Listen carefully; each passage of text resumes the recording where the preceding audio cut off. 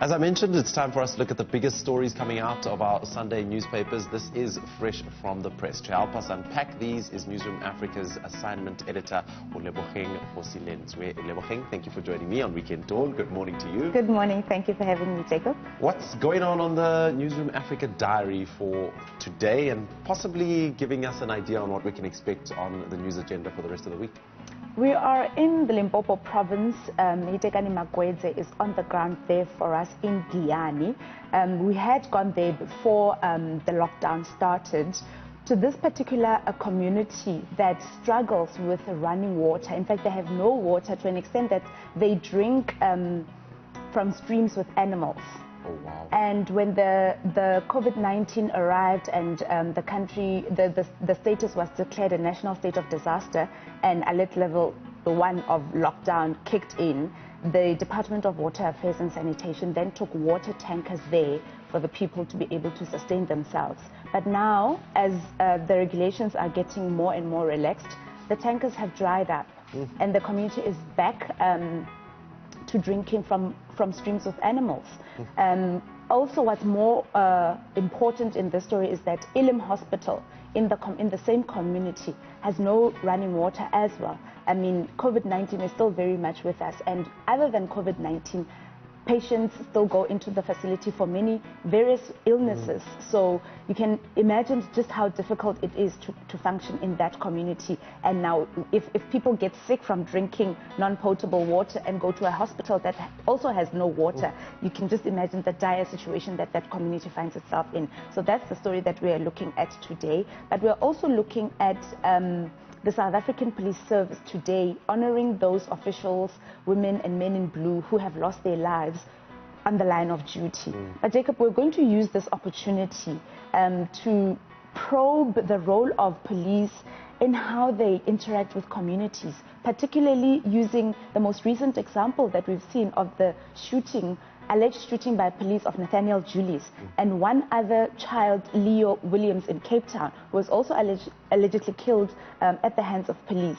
The police minister will be there. Police Commissioner General Kehla Sithole will also be there. In fact, at 8:15, Malungelo Boy will be speaking to him on those and many other issues. And that's what we're looking like on the news diary at Newzroom Afrika. Of course, it's the 1-year anniversary of the death of former Zimbabwean President Robert Mugabe. It's the DA policy conference continues as well today. Yeah, still lots more going on. Still lots more, and those are the stories that we'll be focusing on today on Newzroom Afrika. All right, Oleboeng, let's get it straight into the newspapers. I've got the first newspaper with me, Sunday Times. South Africa's PPE disgrace, masks fail tests. The law swoops on firms selling dodgy COVID protective equipment. I don't think this PPE scandal or PPE issues is going anywhere. There'll be so much layers that are going to be uncovered each and every week, because this for me just spells trouble, because it puts people at risk of contracting COVID-19. And people, not only communities, but medical professions as well. In fact, this article speaks about how 60% of the PPE that has been procured, particularly the masks, do not meet the South African Bureau of Standards quality test. And these are the masks that has been dispersed to hospitals, to old age homes and other health facilities. The SIU is investigating 50 more cases of this nature, and it speaks to also the amount of money, billions of rands, that have gone into PPE so that South Africa can help fight this coronavirus. But stories like this just disappointing, to say the least. It is very disappointing. And then, of course, another byline at the bottom of the Sunday Times newspaper, battle for control of DA. As you mentioned earlier, we'll be looking quite closely at what's coming out of that DA policy conference. I had a discussion yesterday with Ngalwa, actually, and he was saying, you think this is going to be a real big battle. The battle's actually going to become next month, when the leadership of the DA starts contesting. And I think, yeah, the DA's just got a real uphill battle against him, and it's going to be quite interesting what comes out of this weekend and what comes out of the leadership battle next month. Definitely. It's also quite bizarre, Jakes, how this policy conference that's going on right now is literally behind closed doors. We do know that it's a virtual one, but there's nothing we can get out of it, and we know that there'll be press conference in the coming week to tell us what the outcomes were. But yes, Zbungalwa is right, the politics editor, to say that the elective conference is actually still coming, and we are yet to see sparks flying, because there's also reports coming out that the focus is on racial, the lack of prioritizing people according to their race. Yeah. However, in the many reports that we'll also read about in these newspapers, it is reported that, in fact, the manner in which black people are treated in the party is the reason that leaders like John Moody have left the party. So. And it's just a knock-on effect from the likes of Herman Mashaba leaving and Musi Maimane, all happening last year. The DA struggles, I think, are going to continue. Let me look at the Sunday Independent newspaper. My name was used to defraud. Limpopo man says he neither submitted a PPE quotation nor received a 1.2 million rand payment as claimed. As I mentioned earlier, it seems as though each and every province, or each and every aspect of the PPE situation will come out in different layers and different formats. 1.2 million rand worth of a contract, and this man doesn't even know it existed.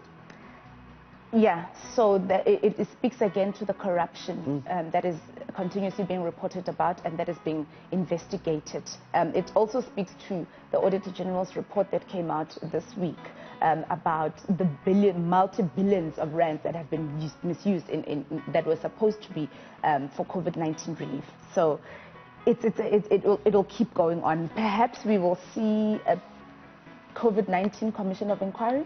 Oh, let's see what happens. And let's see if people will actually sit behind bars and do their time for doing the crime. That's my opinion. Lovely picture on the Sunday Independent that I just have to comment on.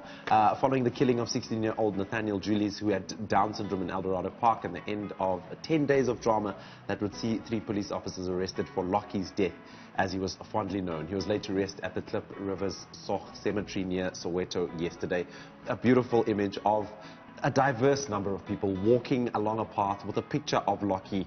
I think this united a community, considering that obviously it was a very sad thing that took place last week Wednesday, but the fact that the community came together and I think putting pressure on the police themselves and getting IPID involved and having such swift action, I think it speaks volumes of what people can do when they get together. When they're united, it absolutely does. What I also liked coming out of this story of Nathaniel is one of the family members actually saying that it is time that law enforcement officials familiarize themselves with people living with disability, because it's reported that because Nathaniel could not communicate and know what people living with disability, how to communicate with people living with disabilities or special needs, then, you know, we'd likely not see a situation like this. But we hope that the story of Nathaniel will bring light to those and many other issues. Yeah, well said.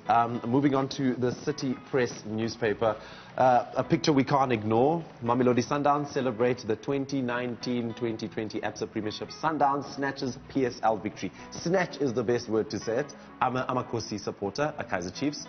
I thought we had it in the bag. And something like this just goes to show that you got to work hard and play hard right up until the bitter end. You know what, Jacob? One man, may his soul rest in peace, Tsabo Manyape, a soccer commentator, once said, "Khweladi haina therefore."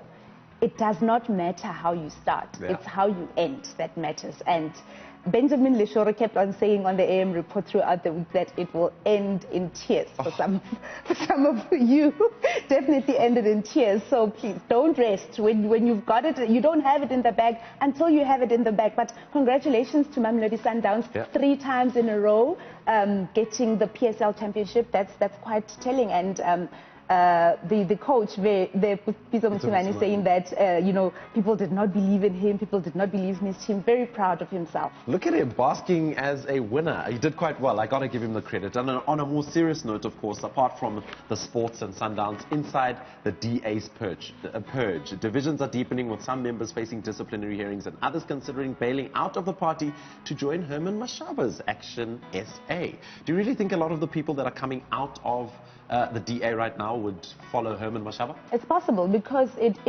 does say, in fact, in this article, where some people have been quoted to say that they want a party that is more inclusive. And we've just spoken about how at the DA, John Moody in fact stated that the DA does not care for the interests of black people, and its priority is focusing on pleasing the minority. And so once he exited, once the likes of Musi Maimane exited, Herman Mashaba exited, people and staff, not only party members but staff members as well, are allegedly reported to say that they want to feel more included. And if it's that question of if you're a black person, do you have a place in the DA? But that's what the party is pushing to say. No, in fact, race is not a determining factor here, which is quite contradictory to what is being said on the ground. Yeah.